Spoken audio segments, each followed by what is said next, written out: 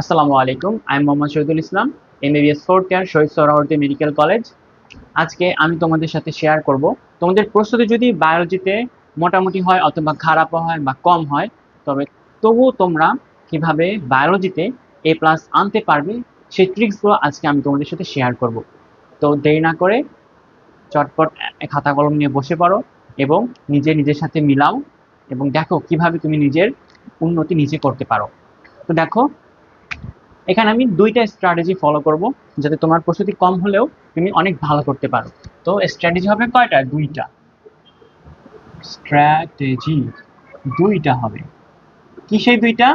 First স্ট্র্যাটেজিটা হবে তোমার preparation নেওয়ার।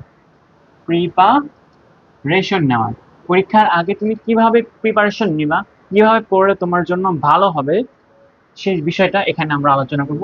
আর একটা হবে এক্সাম ওরিয়েন্টেড, বা এক্সাম হলে তুমি কিভাবে লিখবা, কিভাবে পারফর্ম করবা, সেই বিষয়টার উপর আমরা কথা বলবো। তো দেখো, প্রিপারেশন। তো প্রিপারেশন তুমি কিভাবে নিবা? তোমার কয়টা চ্যাপ্টার আছে এটা তুমি আগে ঠিক করে নিবা এবং তার মধ্যে তুমি দুইটা ক্যাটাগরিতে ভাগ করবা। প্রথম ক্যাটাগরি হচ্ছে তুমি সেটা অনেক ভালো পারো, কি করো, অনেক ভালো মতো পারো সেটা। আরেকটা মনে করো তুমি কম পারো সেই চ্যাপ্টারটা। এই দুইটা ক্যাটাগরিতে ভাগ করলাম। তো যেটা বেশি পারো বা ভালো পারো সেটার উপর তুমি কিভাবে প্রিপারেশন নিবা? দেখো, যেটা তুমি অনেক ভালো মতো পারো সেইটার দুইটা জিনিস আছে। একটা হচ্ছে সিকিউ, আর একটা হচ্ছে কি এমসিকিউ পার্ট, তাই না? তো সিকিউ পার্টের জন্য প্রিপারেশন নেওয়া একদম ইজি। যেহেতু তুমি ভালো পারো মানে কি, তোমার মেন বই আর এখন রিডিং করার কোনো প্রয়োজনই নাই। এখন তুমি কি করবা? শুধুমাত্র টেস্ট পেপার থেকে টেস্ট পেপার থেকে সব সিকিউ সলভ করবা, বুঝছো? টেস্ট পেপার থেকে কি করবা? যত সিকিউ আছে, বোর্ডের সিকিউ, তারপরে বিভিন্ন বিখ্যাত কলেজের সিকিউ, সেগুলো তুমি কি করবা? শেষ করবা। যদি তুমি পারো, তোমার জন্য ইজি হওয়ার কথা, সেগুলো তুমি দ্রুতই শেষ করতে পারবা। এর থেকে বেশি তোমার কিছু করার দরকার নেই। শুধুমাত্র টেস্ট পেপারের সিকিউ গুলো সলভ করবা, আর কোনো কিছু করার দরকার নেই। এমসিকিউ এর জন্য কি করবা? দেখো, এমসিকিউ এর জন্য প্রিপারেশন নেওয়াটা ইজি। তোমরা যে মেন বইয়ের শেষে, মানে প্রতিটা অধ্যায়ের শেষে কিছু এমসিকিউ আছে। অধ্যায় শেষে অধ্যায় শেষে এমসিকিউ পড়বা। তারপরে অধ্যায় শেষে কিছু ইনফরমেশন থাকে, একসাথে ইনফরমেশন থাকে, সেই ইনফরমেশন গুলো পড়বা। এবং তার পাশাপাশি কি করবা? যে বোর্ড এমসিকিউ আছে, বোর্ড প্লাস কলেজ, বিভিন্ন কলেজের এমসিকিউ, সেইগুলো সলভ করবা। তো এইগুলো যদি সলভ করো তাহলে দেখো কি হবে, তুমি যেগুলোতে ভালো মতো পারো সেগুলোতে তোমাকে যেভাবেই কোশ্চেন করুক না কেন, তুমি সব অ্যান্সার করতে পারবা। কারণ এর বাইরে কোনো অ্যান্সার, মানে কোন কোশ্চেন তারা দিবেও না। আর মেইনলি মানে টেস্ট পেপারে যেসব টাইপের গুলো দেওয়া থাকে, এই টাইপের মধ্যেই কোশ্চেন হয়। আর এগুলো করার সময় খেয়াল রাখবা, সেম টাইপের কোশ্চেন যদি হয় তাহলে কি করবা? সেটা তুমি বাদ দিয়ে পরেরটা করবা, কারণ সেটা আগেই পড়ে ফেলছো। তো এটা বললাম, যেটা ভালো পারো ভালো মতো পড়বা, যাতে ওখান থেকে যেভাবে কোশ্চেন দিক না কেন তুমি সবগুলো অ্যান্সার করতে পারো। কিন্তু যেটা কম পারো সেটার ক্ষেত্রে কি হবে? এটা তুমি কি করো? কম পারো। এখানেও কয়টা জিনিস আছে? দুইটা জিনিস আছে, সিকিউ আর কি এমসিকিউ, তাই না? দুইটা জিনিস না? যেটা সিকিউ পার্ট, এখানে কি করবা? বোর্ডে বিগত 5 ইয়ার, 5 ইয়ারের 5 ইয়ারের যত, বিগত 5 বছরের যত বোর্ডের কোশ্চেন আছে, বোর্ড সিকিউ আছে, এগুলো সলভ করবা। ঠিক আছে? বিগত 5 বছর ধরে বোর্ডে যে যত রকমের সিকিউ আসে সেই সিকিউ গুলো সলভ করবা, তাহলেই ওই ধারার কোশ্চেন গুলো আসে তুমি সবগুলো পারবা। তো এগুলা করলে হয়ে যাবে, কারণ দেখবে একই রকমের কোশ্চেন গুলো বারবার রিপিট হয়। তো মনে করো বিগত কয়েক বছর তো মনে করো সম্মিলিত বোর্ডের কোশ্চেন হয়েছে, তো সেখানে একটা সৃজনশীল পাবা। তো সেক্ষেত্রে কি করবা? তোমরা আরো 1 বছর বা 2 বছর, 5-এর জায়গায় তুমি 7 বছরের কোয়েশ্চেন সলভ করবা, দেখবে তাও অ্যামাউন্ট কমে যাবে। আবার এর ভিতর দেখবে একই ক্যাটাগরির কোয়েশ্চেন হয়, তাহলে একই ক্যাটাগরির কোয়েশ্চেন হলে কি হবে? আবার তোমার পড়াটা কমে যাবে, তুমি নেক্সটে আগাতে পারবা তাড়াতাড়ি। আর এমসিকিউ এর ক্ষেত্রে কি করবা? দেখো, এমসিকিউ এর ক্ষেত্রেও এটা অনেক ইজি হবে নেওয়া। এটা হচ্ছে এই যে অধ্যায় শেষে যে ইনফরমেশন থাকে এবং লাস্ট 5 to 7 ইয়ারের এমসিকিউ, বোর্ড এমসিকিউ, এগুলো সলভ করবা। আর তার সাথে সাথে সলভ করতে পারো কি অধ্যায় শেষে যে এমসিকিউ আছে, এই যে অধ্যায় শেষে যে এমসিকিউ আছে এটাও তুমি সলভ করবা। তো এখানে তোমার মানে সেই কলেজের এমসিকিউ গুলা সলভ করার দরকার নেই, এগুলো সলভ করলেই হয়ে যাবে। এরপর দেখো, এটা তো বললাম তোমার প্রিপারেশন নেওয়ার কথা, যেটা তুমি অনেক ভালো মতো পারো সেটার সিকিউ এর জন্য টেস্ট পেপার থেকে সব সিকিউ সলভ করবা, এর মধ্যে দেখবা তোমার কমন পড়ে গেছে। আর এমসিকিউ এর জন্য অধ্যায় শেষে যে ইনফরমেশন আছে একসাথে দেওয়া থাকে সামারি আকারে, এরপর অধ্যায় শেষে যে এমসিকিউ গুলো দেওয়া থাকে আলাদা করে সেগুলো পড়বা, বিভিন্ন বোর্ড এবং কলেজে যেগুলো আসতো সেগুলো পড়বা। এগুলো পড়লে কি হবে, ওই অধ্যায় থেকে যায় আসুন তুমি সবাই পারবা। আর তোমার যেগুলো একটু কম পারো যে চ্যাপ্টার গুলা, সেগুলোর ক্ষেত্রে কি করবা, বিগত 5 বছরের বোর্ড সিকিউ সলভ করবা এবং এমসিকিউ সলভ করবা। তার পাশাপাশি বইয়ের শেষে বা চ্যাপ্টার শেষে যে ইনফরমেশন দেওয়া থাকে সেগুলো সলভ করবা, দেখবা তোমার 100% কমন করে যাচ্ছে। এবং তার পাশাপাশি সৃজনশীলে যাতে অনেক ভালো মার্কস পাও সেজন্য কি করবা, প্রতিটা অধ্যায়ের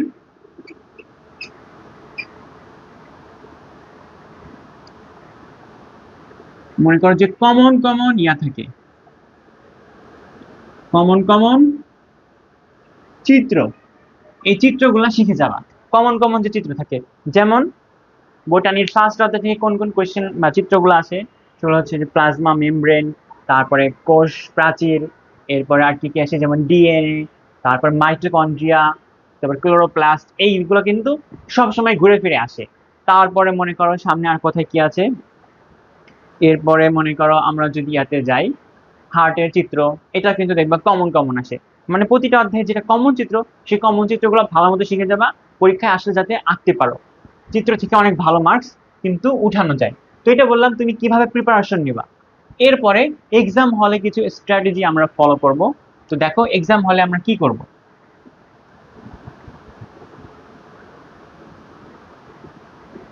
দেখো এক্সাম হলের স্ট্র্যাটেজি তোমার কি হওয়া উচিত। তো এক্সাম হলে সিকিউ দেওয়ার ক্ষেত্রে যে 5টা সিকিউ থাকবে, সকল সিকিউ দিবা, কম বেশি যা পারো, ভুল হোক ঠিক হোক অসুবিধা নেই, সকল সিকিউ অ্যান্সার করবা, কোনোটা গ্যাপ রাখবা না, ক খ গ ঘ কোনোটা এক রাখবা না, মানে গ্যাপ রাখবা না, তুমি সবগুলাই কিছু না কিছু লিখবা, ভুল হোক অসুবিধা নাই, খাতা ফাঁকা রাখা যাবে না, লিখে আসবা। এটা হলো ফার্স্ট কথা। দ্বিতীয় কথা হচ্ছে যে তোমার লেখার স্টাইলটাকে একটু স্ট্যান্ডার্ডাইজ করতে হবে। তুমি ক খ গ ঘ মানে কয়টা পেজে লিখবা, তুমি মনে করো ক খ লিখতে তুমি 2 পৃষ্ঠা শেষ করে দিছো, গ নাম্বার লিখছো মনে করো হাফ পৃষ্ঠা, এরকম করলে কিন্তু হবে না। তোমাকে স্ট্যান্ডার্ড অনুযায়ী লিখতে হবে, পুরো খাতা একই রকমই থাকবে, যাতে টিচার বুঝতে পারেন যে হ্যাঁ তুমি একটা স্ট্যান্ডার্ড মেনে লিখছো, তুমি একজন ভালো স্টুডেন্ট। তো দেখো কি করবা, এটা মনে করো কি তোমার পরীক্ষার খাতা, ঠিক আছে, এটা মনে করো পরীক্ষার খাতা, এটা মনে করো first page, second page, third page, মনে করো ফোর্থ পেজ, এরকম 1 2 3 4 5টা পেজ হলো।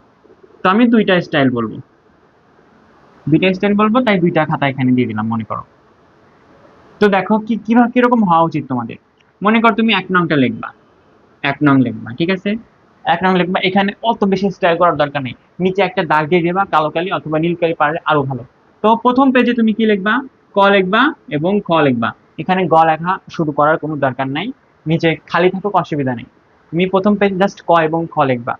এরপর হচ্ছে 2 নাম্বার পেজ যেটা থাকবে, এটা তোমার ফার্স্ট পেজ। সেকেন্ড পেজে কি করবা, শুধু গ নাম্বার লিখবা, সেকেন্ড পেজ পুরোটা ভরে কি লিখবা, গ নাম্বার লিখবা।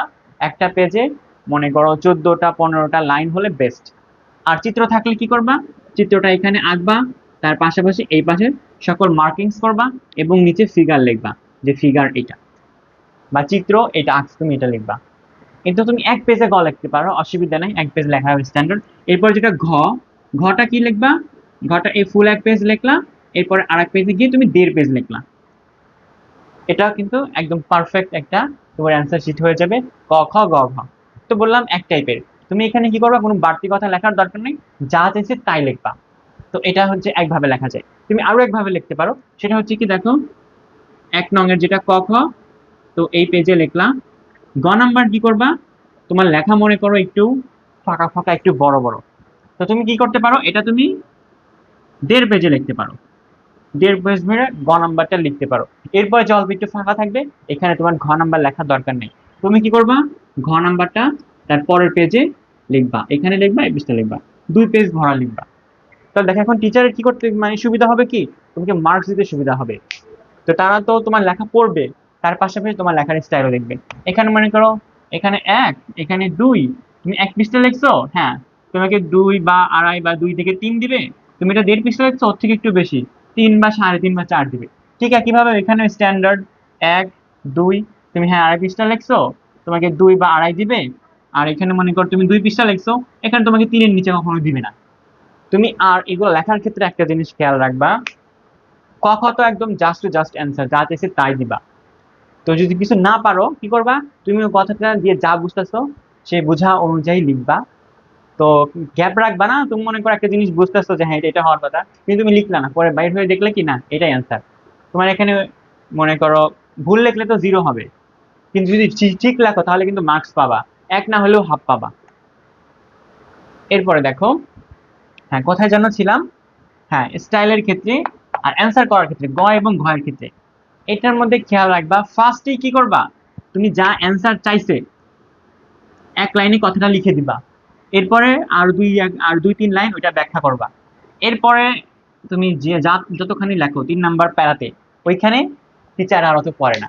ফার্স্ট প্যারা সেকেন্ড প্যারা পরেই কিন্তু তোমার মার্কসটা 90% হয়ে যায়, যে হ্যাঁ এটা ভালো মার্কস পাবে।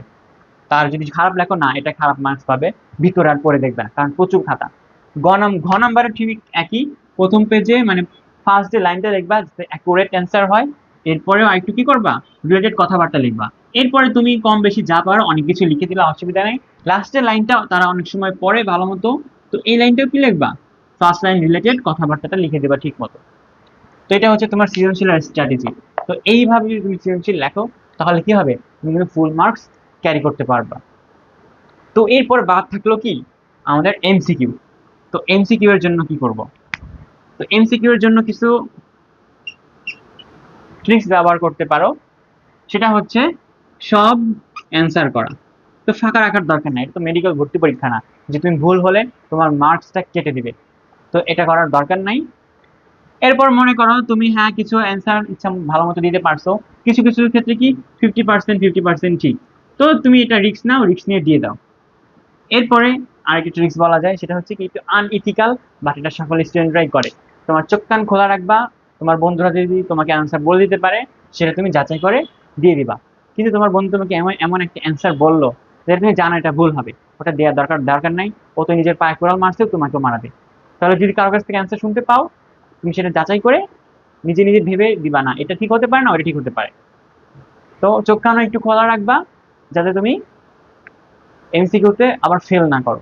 কারণ এমসিকিউতে মনে করো, তো তাও এখানে কত পার্সেন্ট পাইতে হবে, এখানে তোমাদের 25টার মধ্যে 12টা হয়তো, 12টা বা কয়টা 8টা, এটা না পারলে কি হবে, ফেল হবে। তো ফেল কিন্তু করা যাবে না। তা এই জন্য কি করতে হবে, সকল জিনিসের ক্ষেত্রেই নিজের প্যাশন থাকতে হবে, ভালো মতো অ্যান্সার করতে হবে।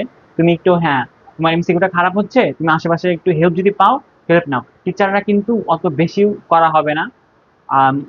তোমরা যদি কথাবার্তা না বলো, চিল্লাপাল্লা না করো, দুষ্টুমি না করো, তাহলে হালকা পালকা মনে করো যদি একটু হেল্প নাও, তাহলে কিন্তু তার কিছু ওরকম বলবে না। তো তো লাস্টে যে কথাটা বলছি, এটা সব জায়গায় অ্যাপ্লাই নাও হতে পারে। টিচার যদি করা হয়, খাতা কিন্তু নিয়ে যাবে। তো তোমার নিজ রিস্কেই সেটা তোমাকে গ্রহণ করতে হবে। তো এই কথাই বললাম যে কিভাবে কি রুলস অ্যাপ্লাই করলে তোমরা, যে তোমার প্রস্তুতি খারাপও হয়ে থাকে, তুমি অল্প যে কয়দিন আর তোমার সময় আছে, তুমি খুব ভালো একটা মার্কস ক্যারি করতে পারবা। তো হ্যাঁ, তোমাকে আবার আরেকবার আমি সামারি করে দিই।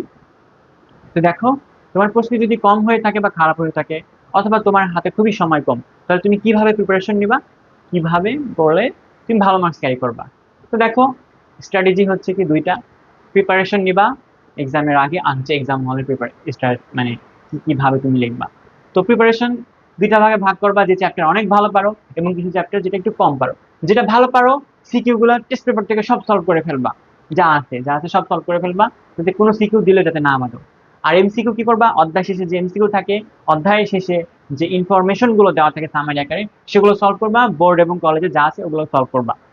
তাহলে দেখবা যেগুলো ভালো পারো সেগুলো আরো ভালো মতো পেরে যাবা, যাই আসুক না কেন সব পারবা।